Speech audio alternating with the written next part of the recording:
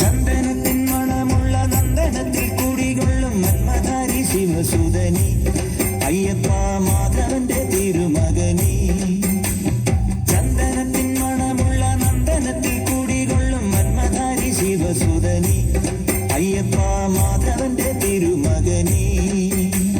ശനിയുടെ ഹരണി വരണി നീ അരവണ മധുരം ധരണി. മനസ്സിൻ പമ്പയിൽ നീരാടുക നീ ശരണ നദിയലകൾ അണിയണ വരദനെ. ചന്ദന